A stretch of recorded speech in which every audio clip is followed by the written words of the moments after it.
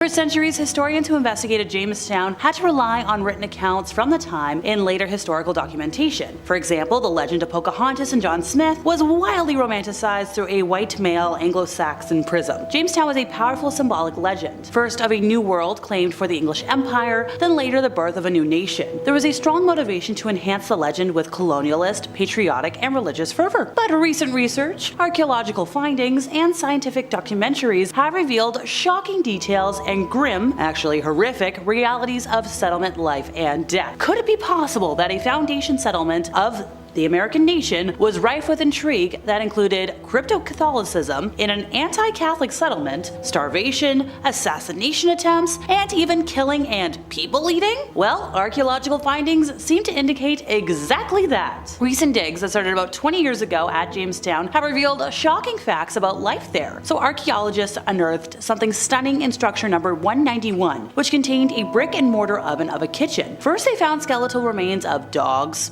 cats, rats, and even a horse in the kitchen area. But then they found something even more shocking. The mutilated skull and severed leg of an English girl dating from about 1609. The skull and tibia bone both had numerous cutting and sawing marks on them, indicating that the body had been butchered. In addition, the back of the skull was smashed open, indicating that the skull had been bludgeoned, presumably to get at the brains, which are high in protein and eaten customarily from other butchered animals by the colonialists. The winter of 1609 was known as the starving time at Jamestown, and this was from a number of written accounts. During that time, of the about 600 total folks, only 60 people survived. Immediately next to the skull, a pottery bowl was also unearthed, indicating that all this was done at that kitchen. In fact, colonists could not have picked a worse time to try and settle in Virginia. Cores drilled from centuries-old trees near Jamestown by the archaeology team show that it was in the middle of a 7-year drought. The previous winter had been nearly as bad, and a lot of settlers had died of starvation. So it was during this time that John Smith ventured out in search of locals willing to provide the colonists with food. When he returned, he found that about 75% of the folks that had landed already starved to death. Desperate, a lot of folks decided to try to sail back to England on the small British ship, the Discovery, but Smith, trying to keep the colony afloat, aimed one of the fort's cannons at said ship and actually killed some of the defectors. In one of America's first trials by jury, Smith was condemned to the rope necklace, and by some accounts, he even had the rope there when Captain Newport sailed into the harbor with new settlers and stopped the whole end of life thing. Apparently, if you're visiting Colorado City, Arizona as just a random tourist, you're going to be followed by several white SUVs. Folks have reported getting a weird vibe driving through and seeing all these half-built compounds and people just staring at you creepily as you drive by. Well, I was checking the Wikipedia page. Turns out it's basically run by a cult. At least 3 Mormon fundamental sects are said to have been based in this area. A majority of the residents and many local officials belong to the most prominent of these groups, the Fundamental Church of Jesus Christ of Latter-day Saints, whose corporation also owned much of the land within and around the town until state intervention in the 2000s. Direct quote, folks. A sect of Mormonism that broke off from the main church because they were excommunicated for refusing to renounce polygamy, because apparently the mainstream Mormons abandoned the practice. And they do a lot of horrible stuff. Men are not allowed to have intercourse with their wives,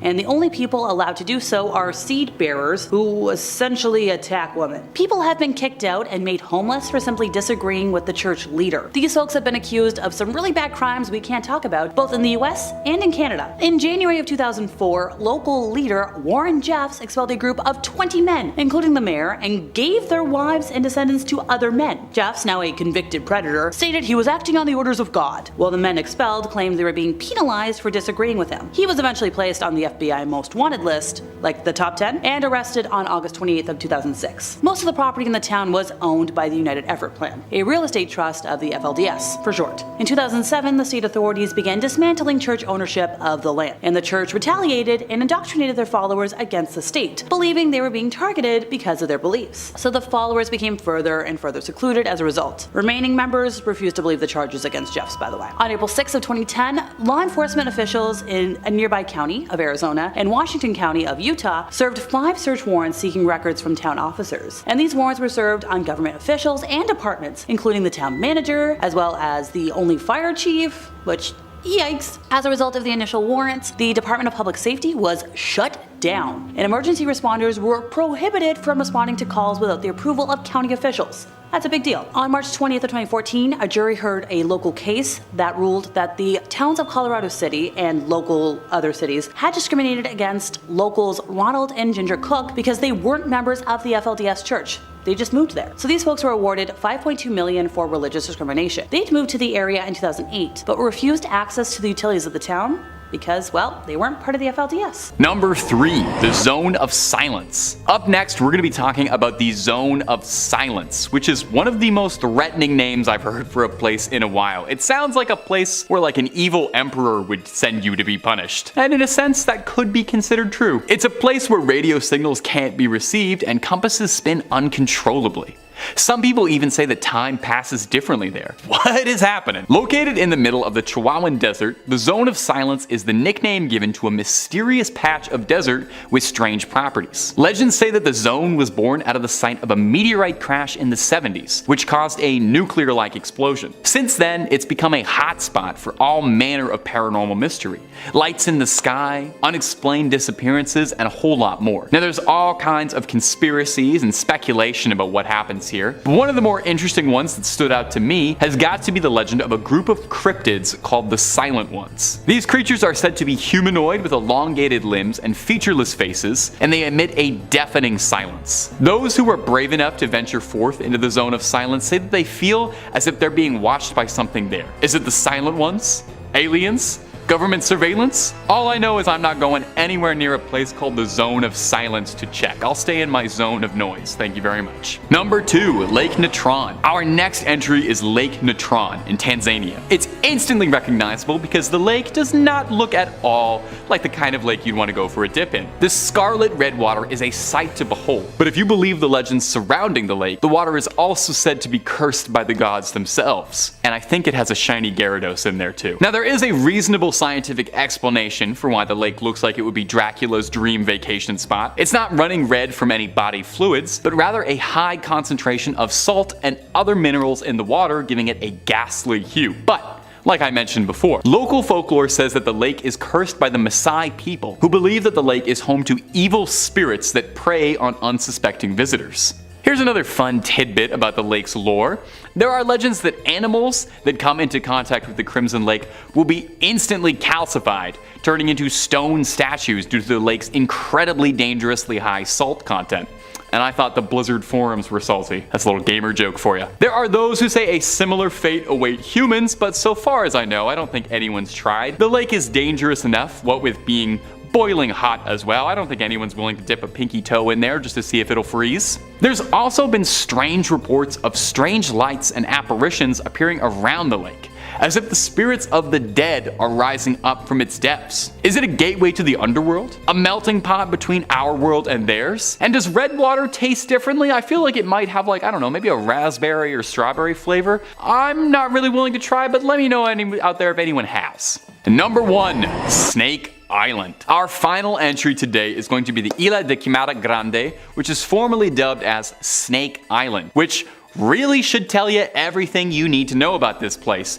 You cannot expect this to be welcoming. Traditionally, when places are named things like Snake Island, they're usually filled to bursting with snakes, or they're like home to a snake-themed supervillain or something. I'm pretty sure the guys who fought G.I. Joe lived on Snake Island. Well, Snake Island earned its name because, guess this, by conservative estimates, there's roughly a snake for every square meter. Estimates suggest there's anything from 4,000 golden lancehead vipers or more living there. There's more snakes than there are people on this island because most Brazilian locals know far better than to go to an island where one of the most venomous snakes in the world live. Yeah, I left that part out. I'm gonna slide that under the door right now, buried the lead a little bit. It's not just like garter snakes slithering about here. No. Isla de Quimada Grande is home to the golden lancehead, a beautiful creature in its own right, but one of the most lethal snakes on the planet. A bite from this snake can cause kidney damage, necrosis, brain hemorrhaging, venom poisoning, and internal intestinal damage. So yeah, maybe just leave them alone. Maybe.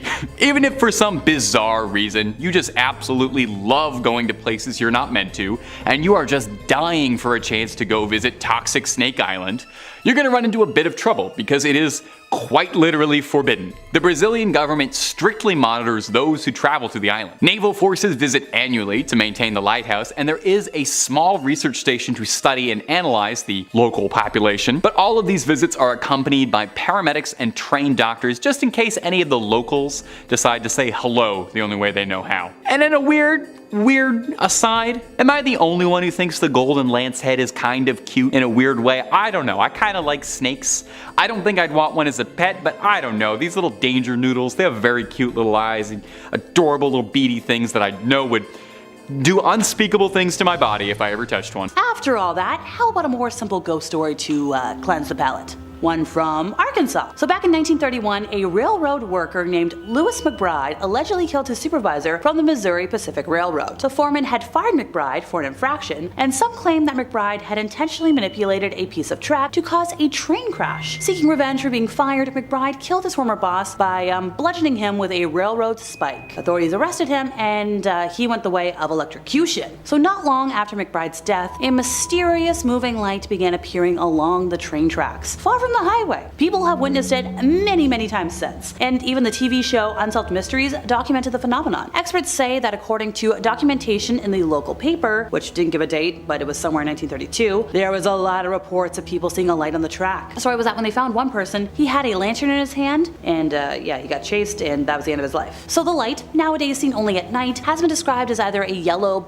red, blue, or white glowing light. You would see this tiny light, said Bob Thompson, the local Historic Association president. What we saw was kind of a reddish golden light. Looked like someone had a baseball cap with a flashlight in it. Now Thompson said most of the time they would see the light and then would later vanish, but some folks have had more aggressive encounters. So what will scare you though is when it gets the size of a baseball cap, and sometimes you can see it swinging. Now it's not just coming at you, it's moving. And then it disappears. So you say, well, I did that, fine, let's go back to the car. So you turn around and then it's behind you. And that's when you get scared. It's always in a place when there is no electricity around. It shows when it chooses to show up. And when it chooses for you to see it, you see it. Though there are some scientific theories to explain the occurrence, a lot of local legends attribute the light to the ghost of McBride, or of that of a different rail worker who lost their head in an accident and allegedly continues to search for his head. The tropical waters around Bermuda may feel like the opposite of Alaska's frigid wilderness, but both places have something in common: unexplained disappearances. Thousands of tourists, residents, hikers, and airplanes have vanished without a trace in a large area of land called the Alaskan Triangle, encompassed by Juneau, Barrow, and Anchorage. So in 2007, state troopers reported about 2,833 disappearances. For a state with a population of more than 700,000 people, this suggests about 1 in a couple hundred people disappeared, which that's a lot of people. So yes, there are many theories about this creepy phenomenon, some of which involve Alaska's unpredictable and often unforgiving environment, as well as, the sheer expanse of the landscape that can result in many lost travelers. According to local legends, the missing people likely fell victim to the Kushtaka, a race of shape-shifting otter people who lure humans away from civilization and transform their captives into one of them. And finally for today, let's talk about something interesting in history. Allegedly, parts of the incident that led to the US intervention in Vietnam never happened. After evading a torpedo attack, the USS Maddox reportedly engaged 3 North Vietnamese boats in the Gulf of Tonkin on both August 2nd and August 4th of 1964, according to the Pentagon Papers. Although without US casualties, the events prompted Congress to pass a resolution, allowing the president to intervene in the country. So talk of this status as a false flag for the US involvement in the Vietnam War has permeated public discourse almost since the time of the attacks, especially after the government admitted that the second incident involved false radar images. But after resisting comment for decades, the NSA finally declassified documents in 2005, admitting the incident on August 4th never happened. Those involved didn't necessarily intend to cover up the incident to propagate a war, but the evidence does suggest an active effort to make it fit the claim of what happened, according to historians. Number 5. The Gates of Hell. Coming up first on the list of cursed places today is going to be the Gates of Hell in Turkmenistan. Yeah, I bet you didn't know that that's where hell was. It's in Turkmenistan. No, don't worry, we're not being so literal. This place is not for the faint of heart, as it's said to be one of the most cursed locations on the planet. The Gates of Hell is a massive crater located in the middle of the Karakum Desert. Legend has it that this pit was created when Soviet geologists drilled into a pocket of natural gas, causing the ground beneath their rig to collapse and exposing a vast underground cavern filled with gas. The geologists then decided to set the gas on fire to prevent poisonous gas from spreading. I'm not a scientist or a gas man or anything, but that feels like the wrong move, because the fire has been burning for over 50 years, creating an endless and infernal pit of flames that can reach up to 30 feet high. Probably a pretty cool place to keep a music festival. According to local folklore, the fiery pit is said to be a portal to the underworld, with demonic entities and lost souls trapped within the flames. Visitors have reported feeling an overwhelming sense of dread and unease while standing near the crater, as if they're being watched by something malevolent. Some have even gone so far as to say they see shadowy figures moving in the flames. Others have heard disembodied voices and screams emanating from the pit. This also bears mentioning, and skip ahead if you're arachnophobic, but there's reports of a strange phenomenon of spiders en masse walking into the pit. They walk right into the fire and just burn right up. They're drawn to heat and light, but of course it does also seem like it's a mass spider sacrifice, which just seems a little too satanic for me. And if that wasn't nearly enough to scare you, there are also people who claim that there are strange rituals being performed near the crater, with mysterious symbols and offerings left at the edge of the pit. I think I will stay to the edge of my house and go nowhere near them. Number 4. Huska Castle in the Czech Republic. Huska Castle. Huska Castle. Huska Castle. Kaska Huskal. I'll say that right one time. Huska Castle. This gothic masterpiece is located in the heart of the Czech Republic and has a dark and terrifying history that'll send a chill down your spine. Legend has it that Huska Castle was built in the 13th century to seal a gateway to hell that had opened up on the site. Now, they didn't pay attention. The gateway to hell is in Turkmenistan. We just covered that. According to local folklore, the castle was constructed by prisoners who were promised their freedom if they could build it without windows or doors, creating an impenetrable fortress that would keep the demons and other malevolent entities at bay. But that's not all.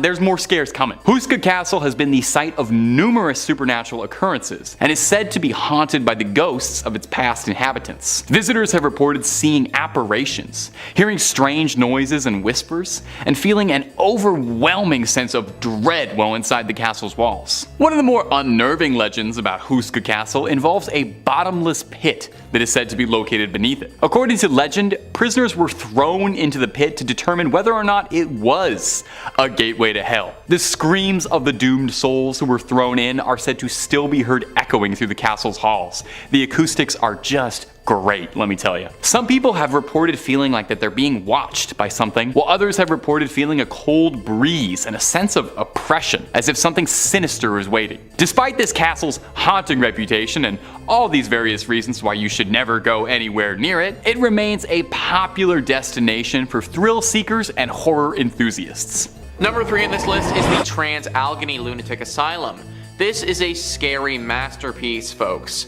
Thrillist says, this impressive structure, allegedly the world's second largest hand-cut stone masonry building after the Kremlin, looks like it was designed as the set of a blockbuster thriller. Built around the Civil War era, the asylum was designed to house around 250 patients, but ended up holding more than 2,400, including for a brief period, the infamous Charles Manson. That's the opposite of a celebrity endorsement. Along with severe overcrowding, profound abuse abounded. People were locked in cages, lobotomized with ice picks, chained to things, and the combination led to hundreds of deaths and a palpable air of suffering. Apparitions are aplenty, like the still deranged patient Ruth who likes to attack visitors. And since the asylum was also briefly a Civil War military base, uniformed soldier ghosts roam the halls. Thousands have claimed to hear voices telling them to get out. Civil War themed ghost tours, tours of the medical center, forensic buildings, and geriatrics buildings, and zombie events and balls fully play up the twisted history on the campus grounds. Now, don't get me wrong, would it be really fun to be part of a zombie event at this place? Yeah, absolutely. But I'm also not trying to get attacked by Ruth, the deranged ghost patient. Whenever people travel to a place like this, there is a risk involved. I personally am not willing to take the risk based on the history that this place has seen. Comment down below if you would. Number 2 on this list is Danvers Lunatic Asylum. This asylum hosted a very select group: criminals. Thrillist says, part prison, part asylum, all terror. This gothic monolith opened in 1878 to house mentally unstable criminals. Thanks to the addition of the mentally handicapped, alcoholics, and plain old felons, it became so severely understaffed by the 1930s that patients' deaths were often not discovered until days later, when they were found rotting in some forgotten corner. Shock therapy and lobotomies were standard procedures. In fact, some call Danvers the birthplace of the prefrontal lobotomy. But a large cemetery on site said to be haunted by evil spirits suggests these were not always successful. The sinister castle-like building is said to have inspired H.P. Lovecraft's Arkham Sanitarium, and so also Batman's Arkham Asylum, and was the setting of Demon Movie Session 9. And as if that weren't enough, Danvers used to be Salem Village. Yeah, of Salem witch trials fame. Regular ghosts are one thing, witch ghosts are another one altogether. Think about how few people would have had to work here, where a literal patient would die and wouldn't be discovered until days later. And also think about what that would have meant for the actual patients. That means that even if you were still alive, you probably wouldn't be treated or seen by a professional for days at a time. Which also means that you might not eat for days at a time either, and be stuck in what I can only assume would have been a cell by yourself for that entire time.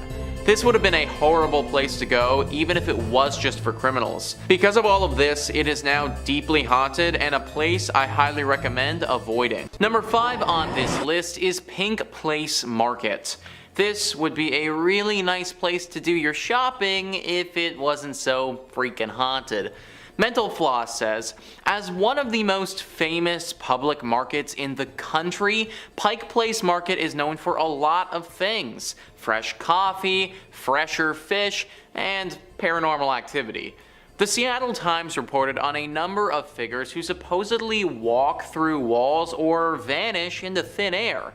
One older gentleman named Frank apparently likes to introduce himself to the living outside of a restaurant at the Alibi Room. Various other spirits also have names, like Princess Angeline, Madame Nora, and the Fat Lady Barber. At one point in the early 1900s, one section of the market was home to a mortuary. Currently operating in the basement of that space is Kell's Irish Restaurant and Pub. Its manager, Patrick McAleese, recalled some eerie instances to the Times, such as a wall mirror inexplicably shattering, only to have the shards fall into a neat pile. You think someone must be pulling your leg, he said, but then you don't see anyone. So it seems that we have a full-on team of ghosts here.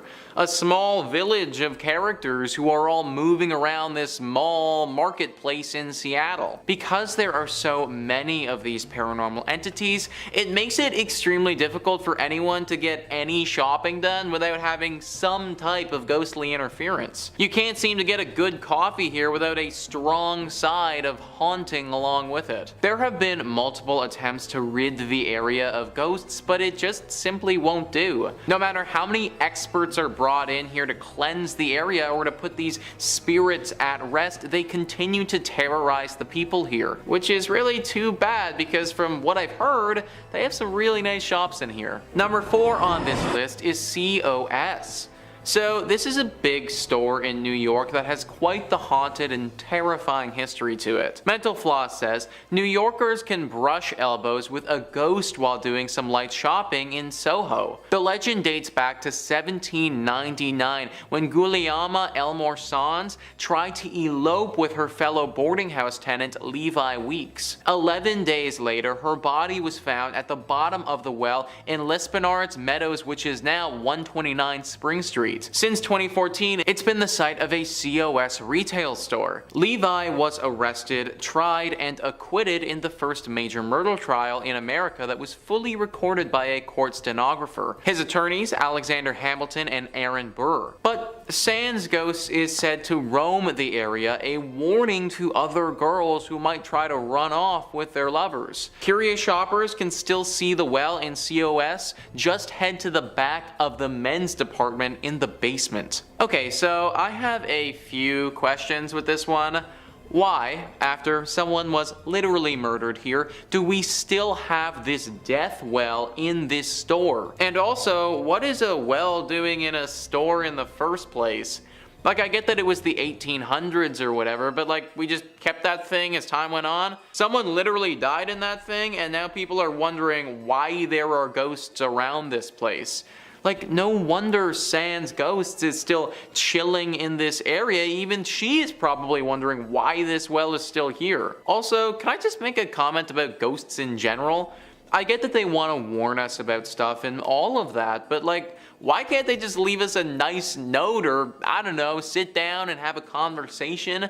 Why do they need to freak the hell out of people and just leave people confused as to what they want? Anyways, this place is going to remain haunted for a while until someone deals with that well. I'd conduct your shopping elsewhere if I was you. In at number 5, we have Batsto Village in New Jersey. Located in New Jersey, Batsto Village is a historic community centered around the Batsto Iron Works. The site was ideal for ironwork because there was water for mills, abundant wood for charcoal, and naturally occurring bog iron. The well-preserved and lovingly restored village dates back to 1766. As the operation of ironwork grew, so did the village. There were mills, cottages, and over 3 dozen structures and buildings still remain, many from the early 1800s. But by mid-1800s, iron production declined due to the discovery of coal ore. As the need for iron declined, then glassmaking was pursued by the town, but at that point the population already started to dwindle. When Joseph Wharton purchased the property, he primarily focused on forestry and agricultural endeavors. After Joseph Wharton passed in 1909, the property was managed by a trust. The state of New Jersey began buying the land in the 1950s. The last resident to leave the town left in 1936, but not before strange disappearances occurred. According to local legend and a bunch of conspiracy theorists, Ong's Hat offers a portal to a different dimension. In the 1970s, a few professors from Princeton fled there after being mocked by their quantum physics theories. This is when they claimed to have discovered interdimensional travel. According to other local legends, the devil is the 13th born son of the Leeds, the first inhabitants of New Jersey. Mother Leeds gave birth to a healthy baby, who within minutes transformed into this beast. This old ghost town is said to be a hotspot for the Jersey Devil activity, and in the last 50 years there have been numerous reports and encounters with the beast in this area. Some of these encounters include strange tracks along with hearing screams just outside of the village. One sighting of the Jersey Devil comes from a group that saw the creatures crossing the street in front of them. When visiting the village, some say you can feel his presence as if he's walking right behind you. In at number 4, we have Bodie, California. Located up in the Bodie Hills in Mono County, California, near Yosemite, in 1859, 4 miners found a good place to look for gold in the hills near the California-Nevada border. Bodie died in a blizzard not long after, but a small mining town sprung up at their camp. The town was home to 10,000 people. Bodie was a mining camp in 1859 where people had seen gold in its hills. Eventually it turned into a well-populated town, though like most mining towns it saw its peaks, its losses, and then its decline. Fast forward to 1962 and the town would be fully abandoned. Although it already showed signs of decline with dwindling numbers at the start of the 20th century, a series of fires forced the last remaining residents to flee the town, leaving it almost exactly as it was in the early 1900s. With the dinner tables still set, shops are still stocked with supplies, and restaurants are still poised to serve long-forgotten meals. Today, the 110 silent buildings sit spaced out for traffic and people that aren't there. Buildings such as a barbershop, a church, a mill, a morgue, and a leaning hotel are held up by a beam and have been left untouched for 100 years. Though it has been left abandoned for years, some of the buildings are in a crumbling state of decay, while others stand strong, full of their original items but long devoid of their owners. There were also 60 saloons and thus a fair amount of danger. People were robbed and crimes occurred quite often, though the curse of Bodie has nothing to do with the fires or the shootings. It started because people started taking artifacts from abandoned buildings. They'd take weather-worn shoes or pieces of glass from shattered windows. Somebody once ran off with a piano. Those items may seem like they have no value, but all objects carry equal significance in telling the story of Bodie. Thus the curse of Bodie emerged: if you take something from Bodie, bad luck will come around to get you. Because of the rumor spreading of a curse, people who stole items would send them back, often including heartfelt apology letters, explaining that they didn't expect their fish to pass or their romantic life to fail from stealing from Bodie. Number 3 on this list is the Cherryvale Mall. This is just a mall that for whatever reason has decided that it wants to be haunted. Mental Floss says, since its opening in 1973, the Cherryvale Mall in Rockford, Illinois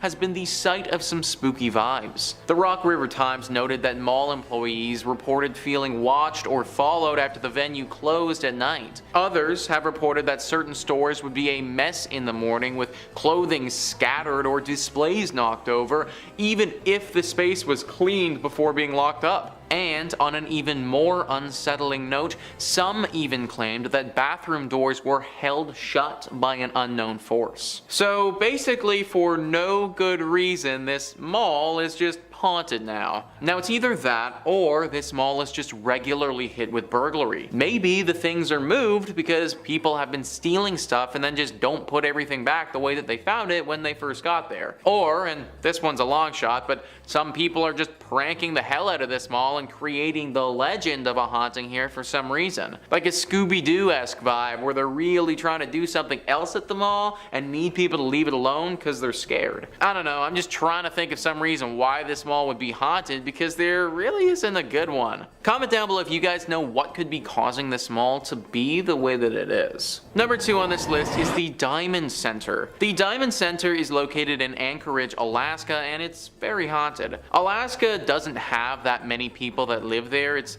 the largest state in America, and yet it has less than 1 million residents, which just makes what they did with this mall so much more disrespectful. A golden rule of thumb is do not build big stuff on top of ancient Native American burial sites.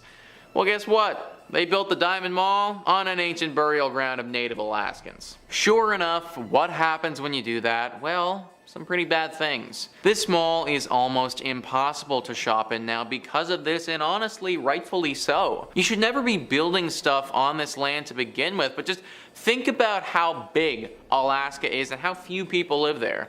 Like, guys, we couldn't have just moved the mall a kilometer that way and built it over there? I mean, I think that you have the space for it considering you're freaking Alaska. Ghosts and spirits run rampant here, and many visitors and employees have had harrowing experiences with them. Some have even reported being attacked by these spirits and been told that they have to leave. Sadly, these people don't control what the mall does, and now that it's been put down, the wealthy people who own it, they don't seem to care about these ghostly appearances. And finally, number 1 on this list is Toys R Us.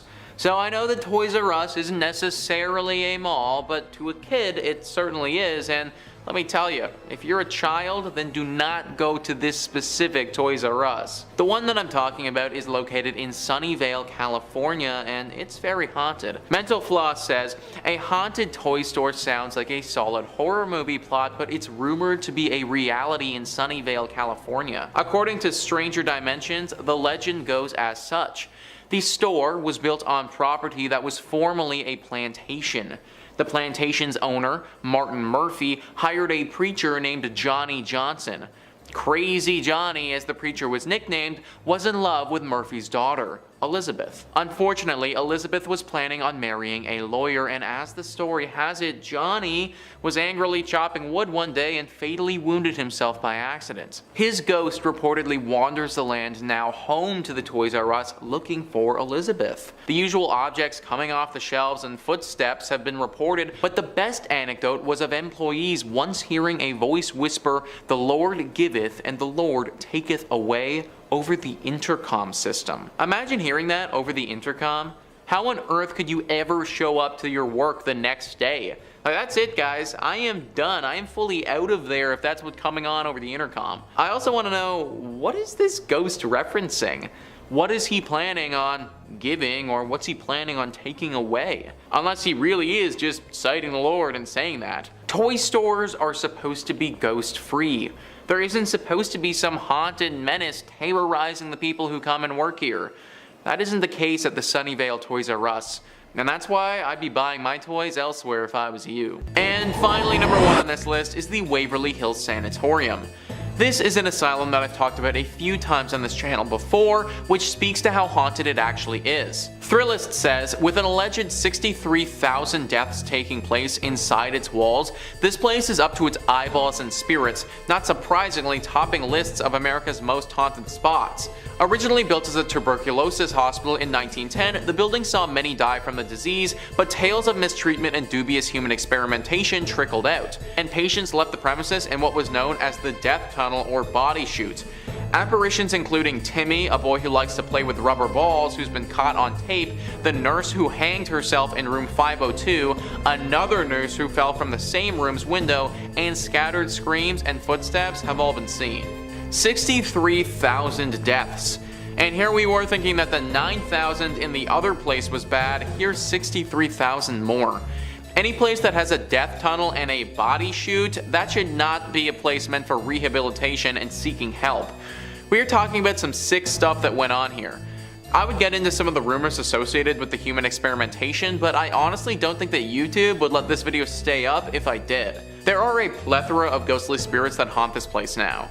Dark spirits that have lost all sense of humanity and are more demon than spirit. This is a spot that must be avoided at all costs. In at number 3 we have Terlingua in Texas. The town of Terlingua, Texas was once a bustling mining town full of life, wealth and promise. Today it's a ghost town with abandoned mine shafts, a general store, an old jail, a church and multiple ghost houses. Terlingua became of interest to local miners in the late 1800s when they discovered cinnabar, a red mercury sulfide. A man by the name of Jack Dawson discovered that mercury could be extracted from the cinnabar, and by 1900 there were 4 mining companies in the area with a population of over 2,000 people. The Chisos Mining Company owned the entire town of Terlingua, and at one point they built a general store, a post office, a hotel, a school, a theatre and even a telephone service. Though conditions in the mine were tough, with the 7-day work week being the standard, working long days in the desert heat led many miners to lose their lives in the mines. To make matters worse, the Chisos Mining Company even paid their workers in coupons, which could only be spent at the company-owned store. The decline started once the mines dried up, companies left and the people left with them. One of the scariest parts of the town is the church, which sits on the hill above the ghost town. One quote says, "As we approached the church, the door opened all by itself. Inside the church, visitors report an eerie feeling when entering the church. Moreover, several others report experiencing blackouts, blurred vision and even hallucinations while exploring the abandoned town." Researchers theorize that this is due to low-frequency sound waves in the area that are able to alter people's perceptions of the things around them and as well as disorient them. In at number 2 we have Ludlow, Colorado. Located about 12 miles north of Trinidad, Ludlow, Colorado is a ghost town known for an infamous event in 1914. A former mining camp, it was the location of the Ludlow Massacre. Beginning in 1910, the resident coal miners grew unhappy over their dangerous working conditions and began to debate a strike. By 1913, a strike had begun, much to the dismay of owner John B. Rockefeller. On April 20th, 1914, there was a massacre in Ludlow, where the Colorado National Guard and Colorado Fuel and Iron Company guards attacked miners, burning their tents to the ground. Known as the Ludlow Massacre, 25 people lost their lives. The massacre was the height of the Colorado Coalfield War, which began a year earlier in 1913. 2 coal mining counties, Las Animas and Huerfano, were the centers of the conflict. The United Mine Workers of America led the strike against the Colorado Fuel and Iron, owned by Rockefeller. They were upset over the horrible working conditions. Both parties led attacks back and forth over the years. Today, the old company town of Ludlow still stands as a ghost town, and the site of the tent city is also kept reserved, now under the care of the United Mine Workers of America. A monument to the deceased was also built by the Union at the site. In addition, the cellar where so many innocents perished is still in place. The doorway can still be seen and the dark depths of the pit can still be viewed. Though this isn't recommended, as many people who visit the abandoned ghost town report a strange feeling when looking through the doorway, and even worse, possible whispers around them with an unexplainable source. And finally, in at number 1 we have Helltown, Ohio. The abandoned town known as Helltown can be found in the Cuyahoga Valley in Ohio. There sits an eerie deserted town known by locals to be haunted. No people live in the area anymore, though there are still remnants of the lives of former residents left behind. The whole town is surrounded by hazardous roads that seemingly lead to nowhere. Locals believe this was done to confuse any wandering explorers. But the Helltown Church seems to have inspired the town's ominous name. The tiny white church is in the center of Helltown and is central to all local theories. Some say the church was a place of worship for practicing Satanists who still lurk around the closed-off roads, hoping to recruit unwelcome visitors. Others believe the town was evacuated after a chemical spill that resulted in bizarre mutations of the residents and animal population. The legend of the Peninsula Python stems from this theory. There even sits an abandoned school bus in the town with with legends of its own. The story goes that the bus was carrying a group of high school students who were going to one of the ski resorts near Boston when an elderly woman flagged down the bus. She was in a panicked state and explained that there was a young boy in her house who was seriously hurt. The bus driver, in an attempt to help, turned down her driveway and drove into the woods hoping to help the boy. When the bus approached the house, Satan worshippers swarmed it and sacrificed all those on board. The bus sat back there for over 30 years, standing as a warning to all who decide to venture into Helltown. A local paranormal investigator set out to research the abandoned town, and to his surprise, what he discovered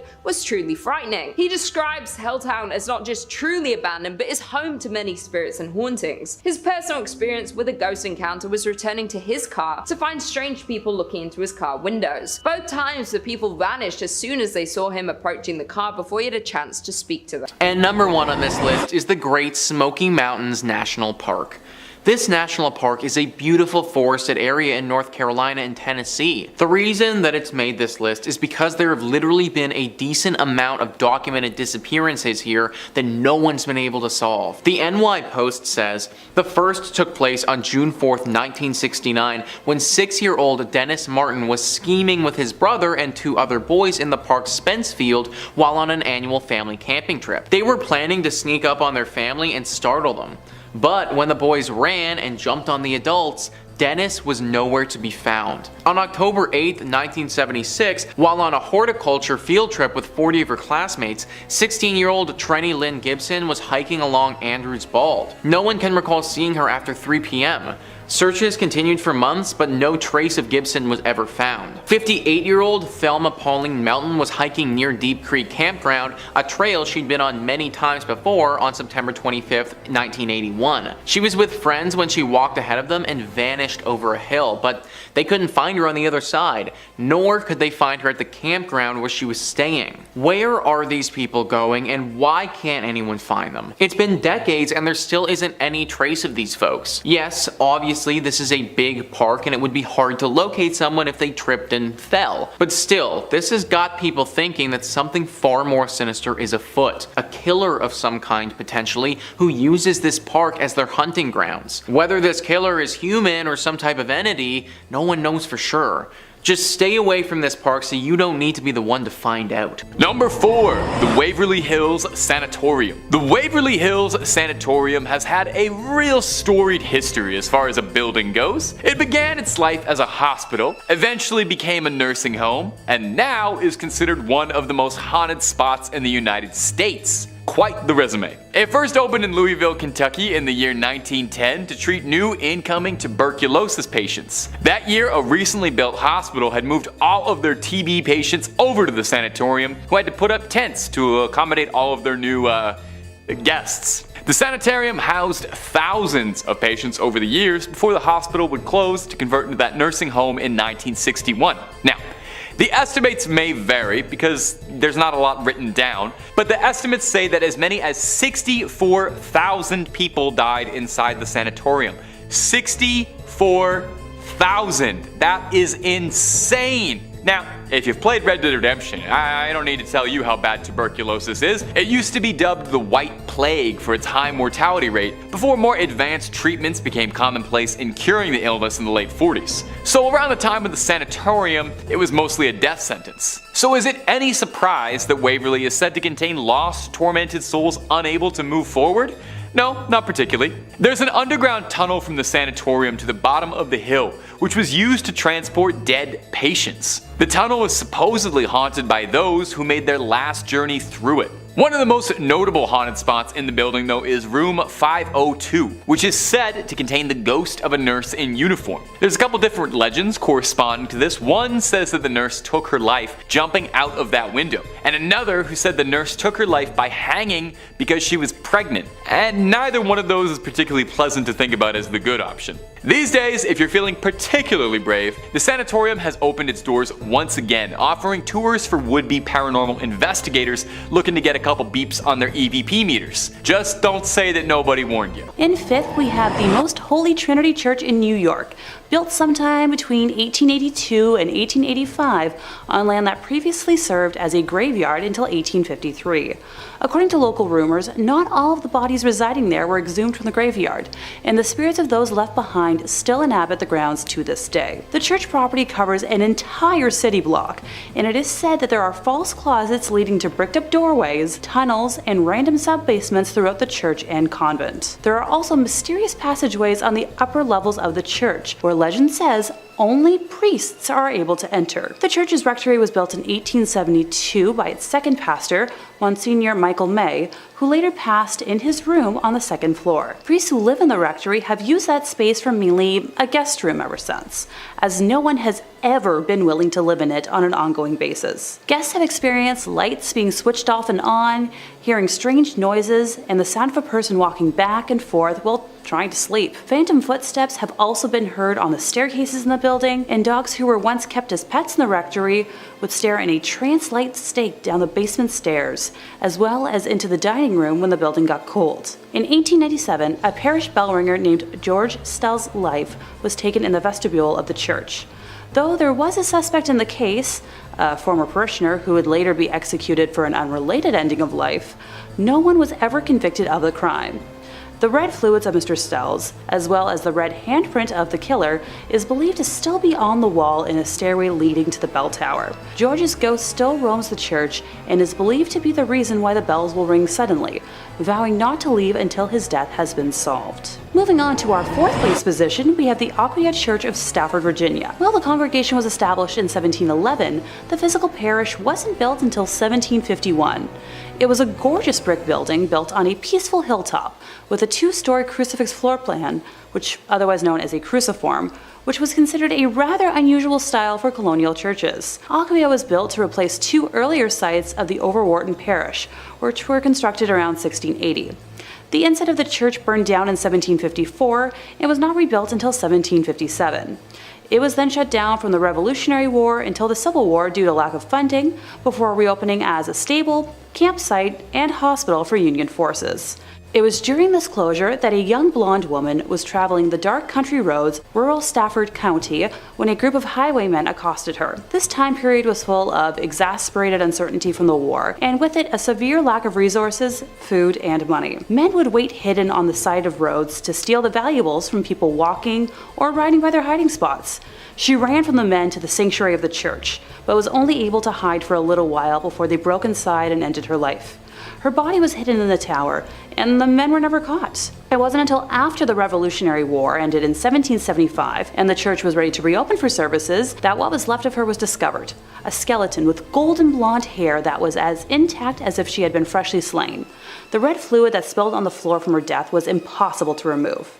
Despite using every trick known to man, the stains remained in the tower for well over 100 years, until during a modern renovation when the redness was covered up by concrete. With the facility still being in use today, members of the church have mentioned hearing footsteps walking around at all hours of the day and will break into a frantic run around the church at night, but no one is there.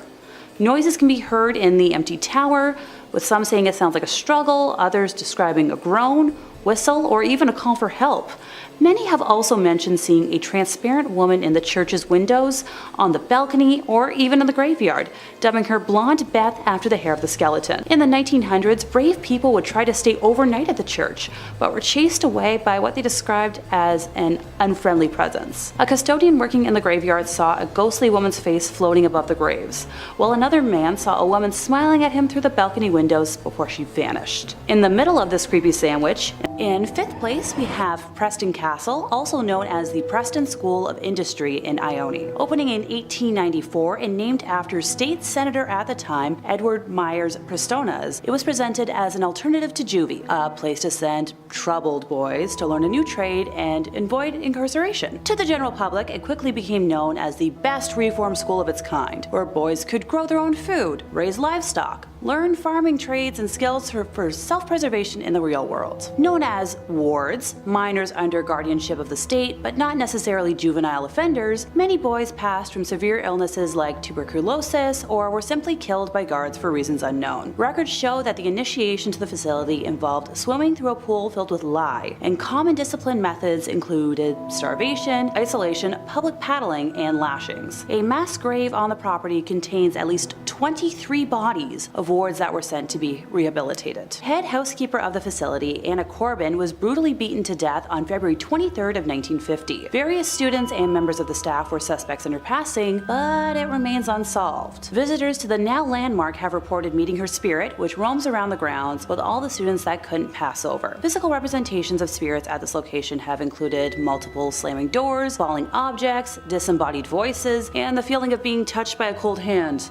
All common pranks that are meant to terrorize and discombobulate. In fourth place, we have the Los Coaches Adobe in Soledad. Before the establishment even broke ground, back when the area was used primarily for mining, over 30 miners perished in a soil collapse, and visitors to the area have since reported hearing their cries for help from the now abandoned mine shaft, while feeling pressure on their chest and back as if they were being buried alive. The adobe itself is located on the site of Highway 101. The building being originally built in 1843 to be used as lodging for workers in the area. Between 1872 and 1886, Soledad served as the terminal station for the railway that connected to San Francisco. Legend says that the owner of the inn was responsible for ending the lives of multiple folks who stayed there, especially near the end of the inn being in use, by entering the rooms as they slept and slitting their throats before stealing their riches in an attempt to keep the inn, well, afloat. Other spirits spotted on the property include, but are not limited to, a man hanging from a tree, swaying in the wind, and a woman sitting while holding a pointer stick, with her mouth moving as if she's yelling at whoever spots her. It is reported that the wall between the living and the dead is so thin here that people who have stayed in recent history reported having the walls and surroundings inside of the building changed them to match the settings of the once deadly inn before their very eyes. Those who have opted to go so far as to stay the night have often woken up with handprints on their chest or throat, a remnant of what came before. In at number 3, we have Nevada City in Montana. Miners settled in Nevada City in 1963, along with establishing their homes and businesses in this new town. Located in southwestern Montana, the town is 1.5 miles from Virginia City. The town was thriving up until 1876, when the gold miners moved to other promising sites. In 1896, the Connery Placer Mining Company destroyed most of the city's buildings. The company dredged the gulch and later abandoned it, leaving heavy wooden barges. This abandoned town being haunted is old news, as the Nevada City Hotel is reported to be frequented by the apparition of a road agent who lost their life nearby, according to online sources. Visitors have also reported hearing footsteps in the hallways and seeing shadowy figures standing behind their reflections in mirrors. Additionally, the spirit of an older cowboy figure who never speaks but lurks in the hotel rooms and even sits at the bar in the Virginia City. Back when the hotel operated, guests also complained of a weeping woman, always in the same room, only to be told there was no guest in the room in question. In at number 2, we have Custer, Idaho. The mining town of Custer was born in 1879 by gold miners looking for their next gold hotspot. Prospectors discovered gold in what would become known as the Yankee Fork area of central Idaho in 1867. The area was worked on a small scale for more than a decade before the discovery of General Custer Mine. The General Custer Mining Company closed in 1888 and the district experienced a sharp decline. In 1899, the town of Custer has 5 saloons, 3 stores, a hotel and 3 boarding houses, but the town never established even one church.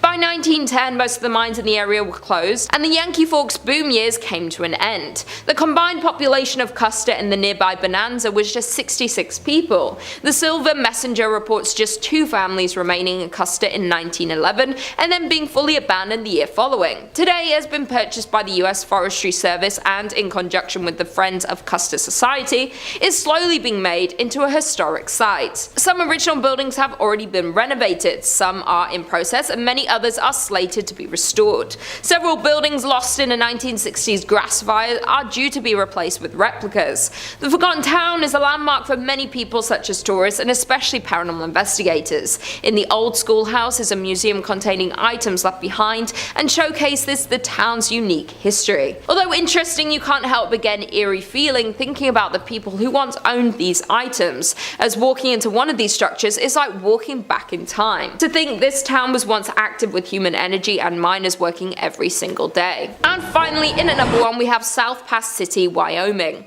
Only about 10 miles north of the Oregon Trail is the shell of a town that used to be a busy gold mining camp. Established in a small valley along the banks of Willow Creek, the town was born in 1867. The town was built there because gold was discovered in the Wind River Mountains. By 1868, South Pass City boasted over 250 buildings, 1,000 people, and hundreds of claims.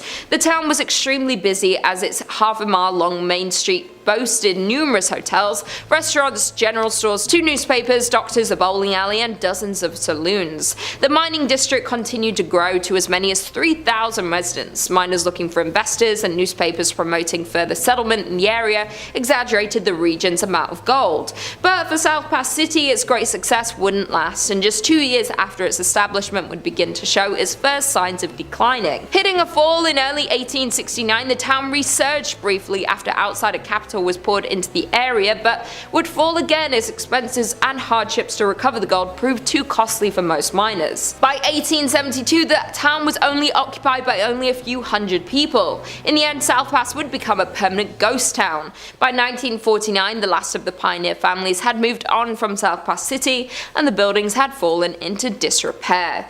The grounds of the old town are known to be haunted, and Highway 287 that follows the route of the Oregon Trail over South Pass, which is the reason South Pass City ever existed, has had its fair share of ghost sightings. According to a local ghost story, a woman was driving home from a long day in Denver. Her friend had fallen asleep in the passenger seat. After passing through Jeffrey City, the driver spotted a dark, hunched figure walking toward the road in the sagebrush. About a half-mile later, she saw the same figure closer to the road. She noted his pig coat as he became clearer. About a half-mile later, still thinking about this man and his surprising reappearance, she reached over to wake her friend and request she take a turn driving. As her friend awoke, she saw the same man at the edge of the road, just crossing the white line onto the highway next to the car. Screaming, they accelerated away and compared descriptions. It was certainly the same man. Number 2, the Queen Mary. We've got a few good haunted woods, an old abandoned hospital, and I think for good measure we should toss in a haunted ship. Does this video not have any haunted houses? Wow, okay, hey, we're breaking new ground. There are few ships in the United States allegedly even half as haunted as the Queen Mary, a decommissioned ship that was converted into a hotel in Long Beach, California. It's stately, lush, and its lower decks are filled to bursting with restless spirits. The ship was christened in the mid-30s by Queen Mary herself, hence the name, and it was retired 3 decades later when it was then converted into a hotel, where guests can go and sleep in a stateroom and roleplay that they're crossing the Atlantic in style. But the continental breakfast is far from the only reason anyone goes to check it out, although I have heard it's amazing. Just make sure you get there early, those eggs go fast. There's a variety of hotspots that are said to be congregation points for spirits. The most famous is Stateroom B340, a problem before the place was even haunted, actually. In 1948, a passenger, Walter J. Adamson, passed away in the room under unknown conditions. Nothing came of it until 1966. A woman staying in the room reported she was woken up when the bed covers were pulled away and she saw a spectral man standing at the foot of her bed. She didn't assume this was the room service, so she screamed and rang for a steward, but as soon as somebody arrived, the man had vanished. Guests staying at the room claim they hear someone knocking at the door in the middle of the night. The Mary's maids complain that they find water running in B340 when no one's been in it in days. Wet bandits, that's the sign of the wet bandits for sure. People have reported all kinds of ghosts around the pool as well. Some notable ones include a woman in an old wedding gown next to a young boy in a suit, a cloud of steam appearing out of nowhere along with a girl in a blue and white dress who disappears and reappears in an instant. Whew.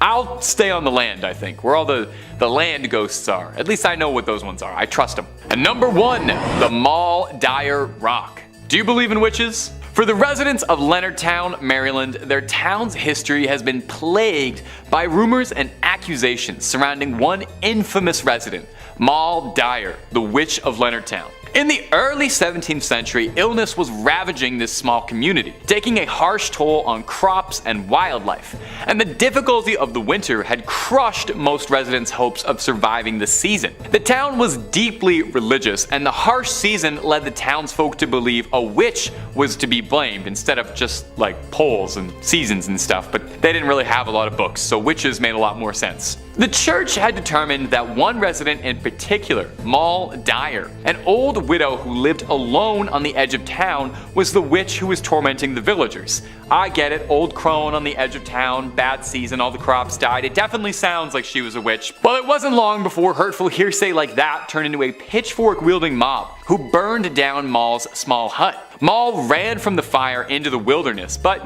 being an old woman, collapsed shortly. She grabbed onto a boulder and raised her left hand to the moon and allegedly cursed at the village for what they had done to her. Her body was found frozen with her hand held upwards towards the sky. Since then, the boulder she was found on has been dubbed the Moll Dyer Rock, and is actually protected with plexiglass in an attempt to contain whatever curse that she unleashed onto the world. Many supernatural events are reported in the woods around this rock, ranging from shadow people, will-o-wisps, stories of spirits running through the road causing car accidents, thick unnatural fog, and lightning strikes around the rock are all common legends and elements of Moll Dyer's ancient curse on the town of Leonardsville.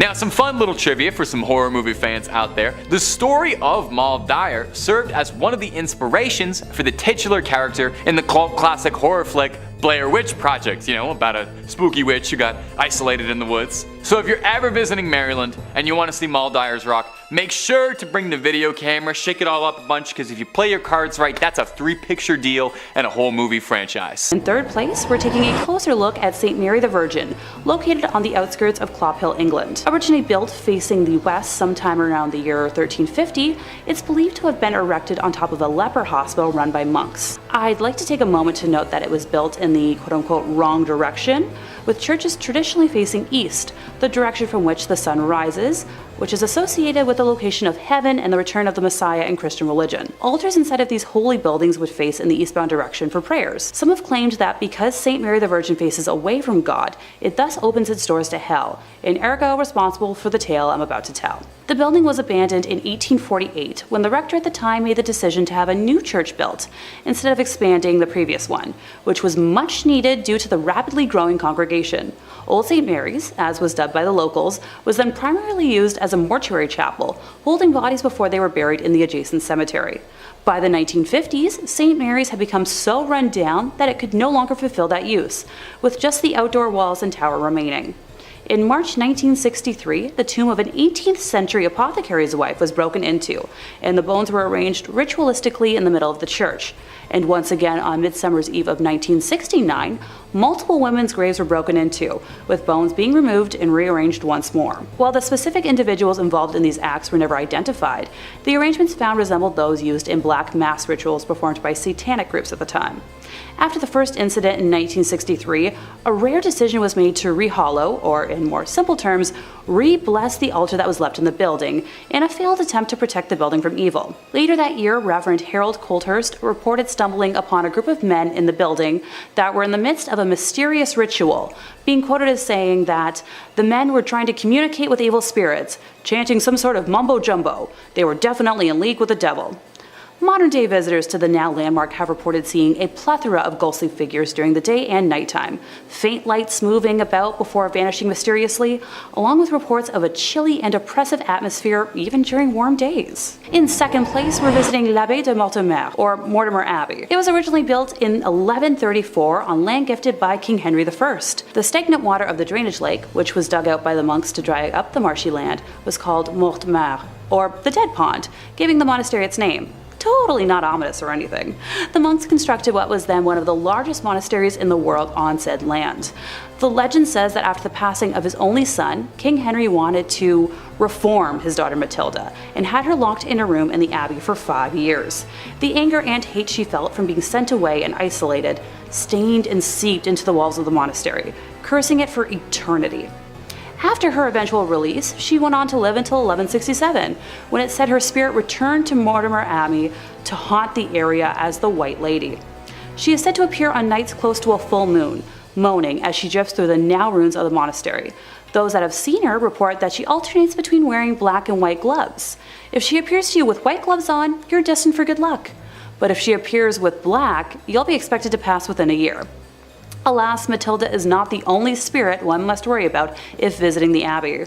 When the monastery was at its peak in the 1500s, a frail and suffering woman was brought to the monks with an illness it was believed that only they could aid. It was revealed that she was possessed by the spirit of a wolf and cursed to become a werewolf for several nights. The monks chained her to a room and conducted multiple exorcisms in an attempt to eradicate the spirit.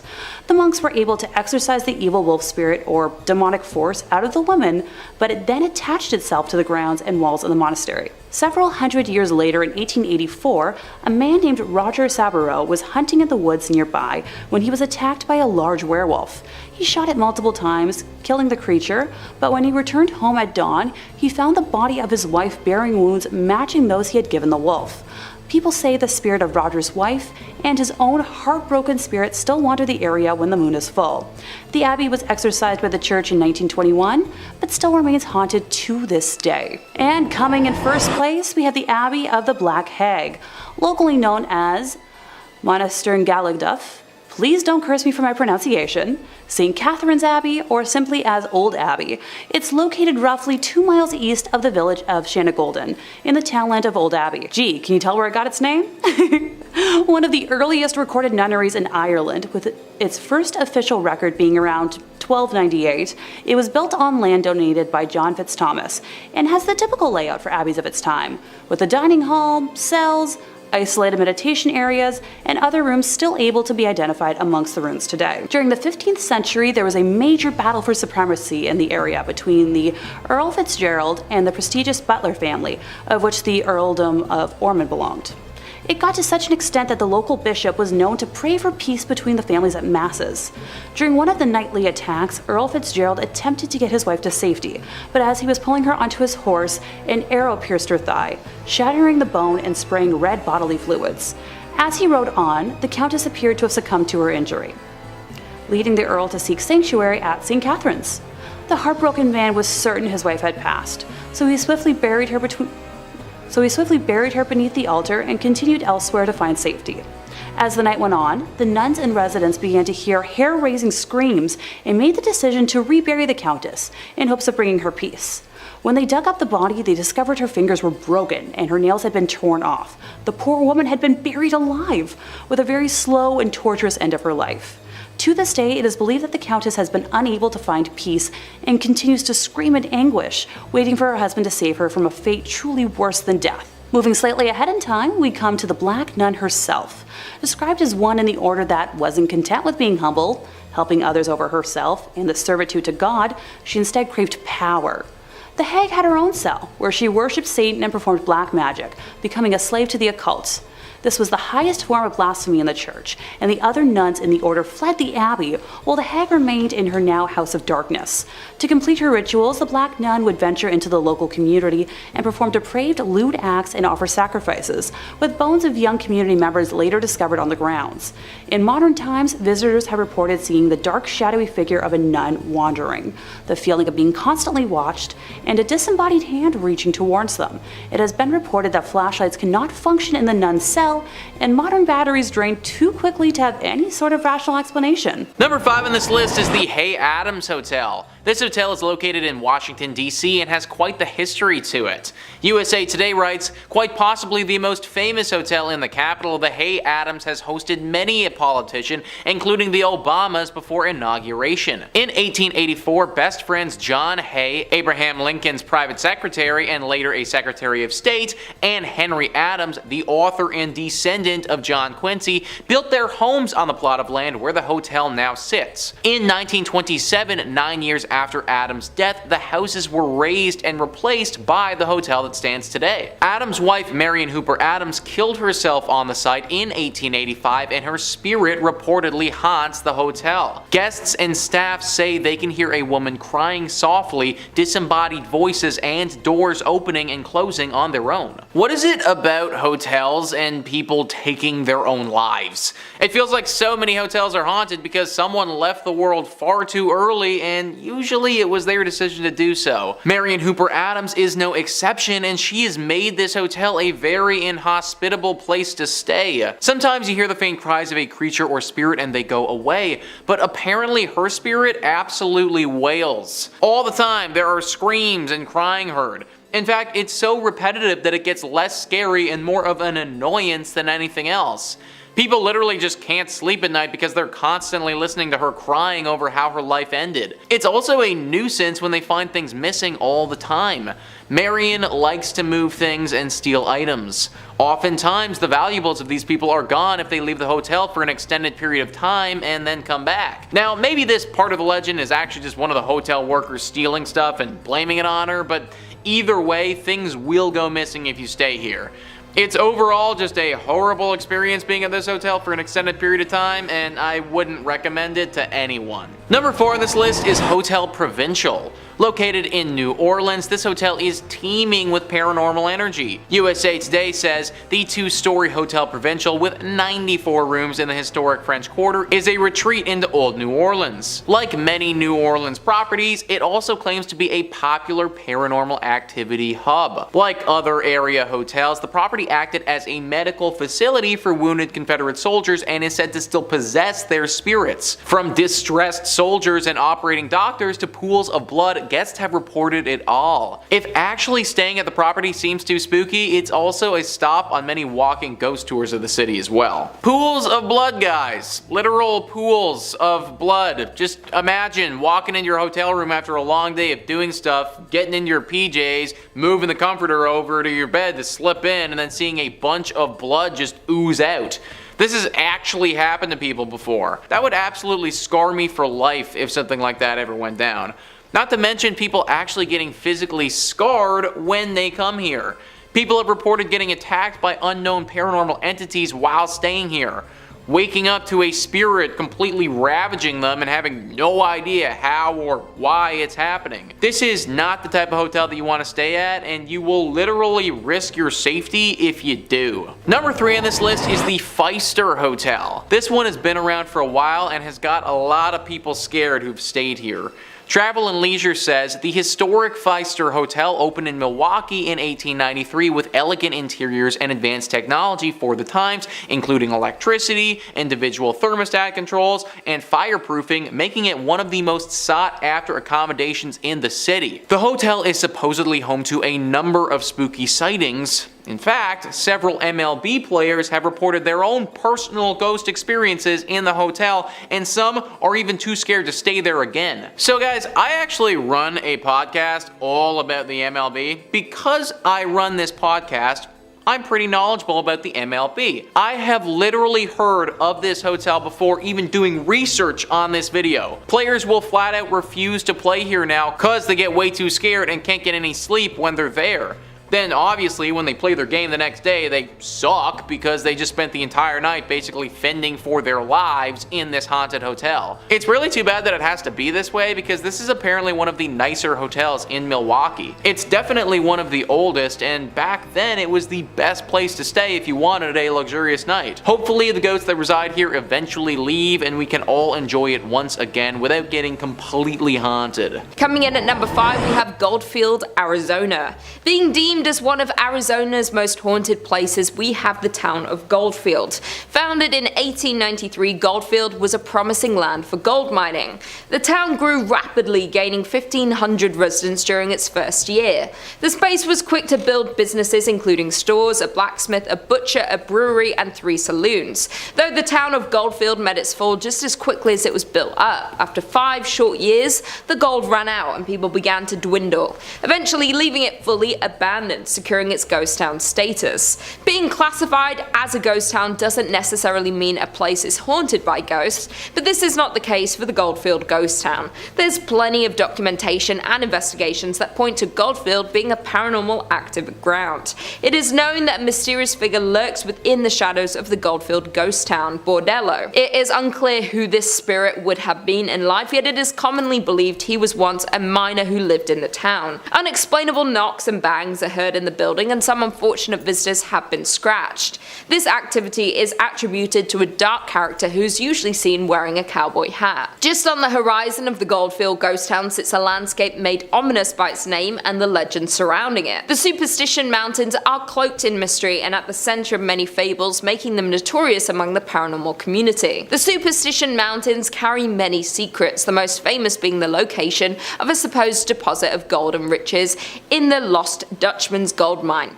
A curse has kept this treasure safe since the days of Goldfield's mining boom. Many have set out to locate these riches, and many have returned empty-handed or found only death. Countless adventurers have perished in the Arizona heat pursuing this chase. Their ghosts are said to now haunt the mountainside. Other secrets of the mountain have people believing that the hill is a place where evil spirits hid and told stories of a devil that lived behind the mountain. There's also a rumored apparition of a hugely tall skeleton named the Borrego Phantom, which appears to those exploring the mountain after dark. Another layer of creepiness is added to the mountain by the local legend that reptile-looking people surface there after dark.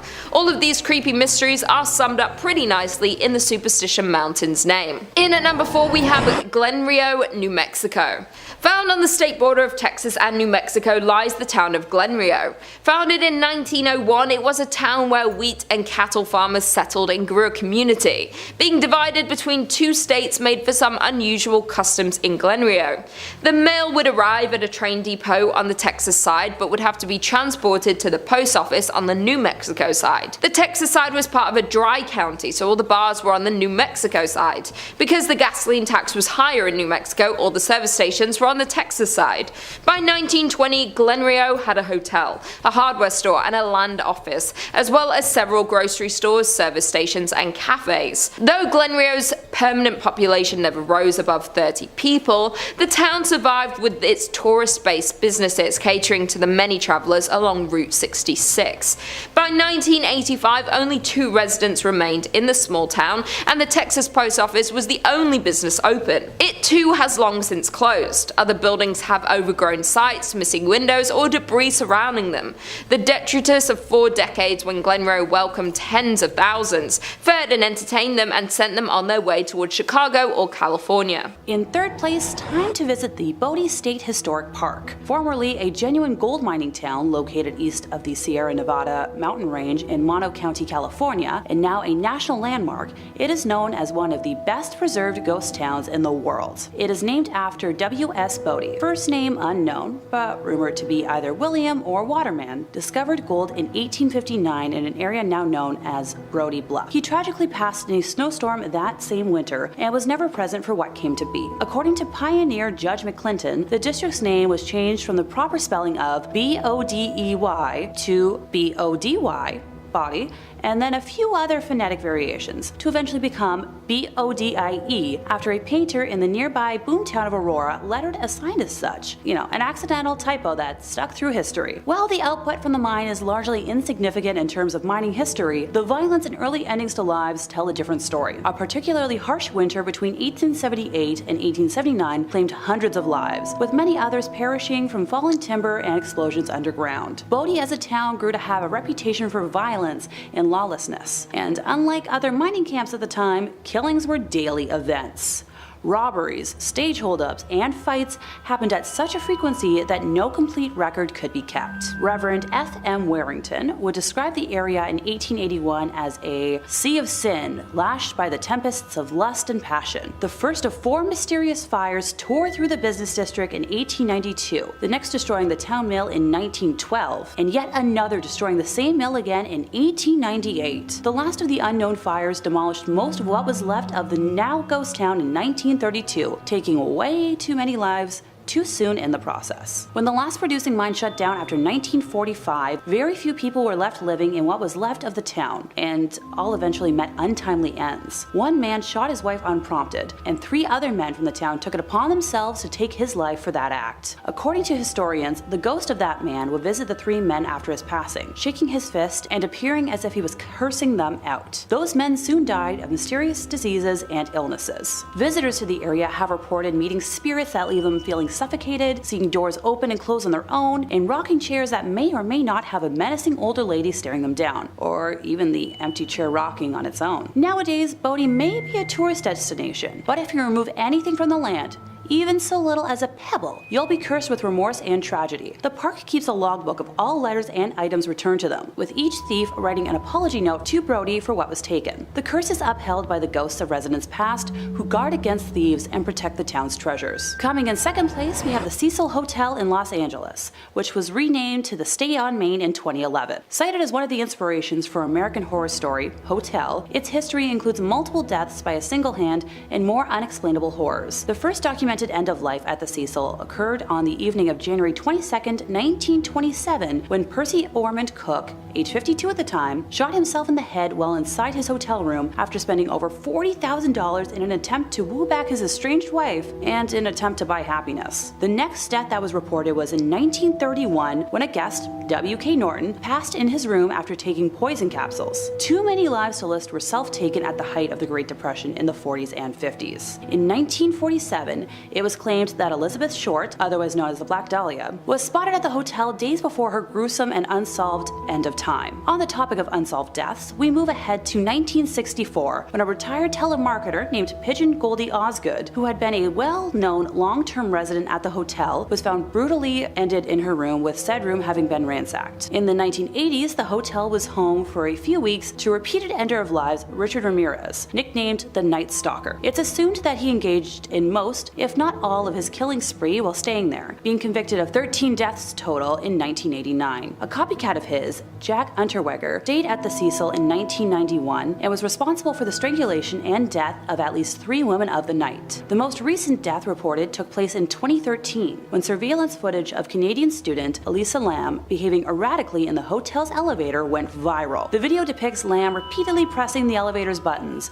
walking in and out of the elevator, and was recorded shortly before her disappearance. After 19 days of being missing, her naked body was discovered in a water supply cistern on the hotel roof, following complaints from guests of odd-tasting water and low pressure. And finally, in first place, we have the famed Winchester Mystery House in San Jose. It all began in 1881, when the passing of Sarah Winchester's mother, father-in-law, and husband, William Winchester, of the famed Winchester Repeating Arms Company, passed away in quick succession, leaving her with a very large inheritance, assumed to be around $20 million, which would amount to roughly $561.6 million today, and a 50% stake in the company, making her one of the wealthiest women at the time. After living in Connecticut for the majority of her life, a combination of an arthritis diagnosis and meeting with a medium convinced her to start a new life in California. She believed her family to be cursed by victims of the Winchester rifle, and began construction on what was originally a 2-story, 8-room farmhouse, which she purchased in 1886. She and her late husband shared an interest in architecture, and after dismissing all of the architects she originally met with, decided to do all of the home planning herself. She was known to rebuild and abandon construction if anything didn't meet her expectations, which resulted in a maze-like design. It is believed that said maze-like design was mainly intended to confuse and keep spirits from harming her and what was left of her family. According to paranormal investigators Mary Jo Ignofo and Joe Nickel,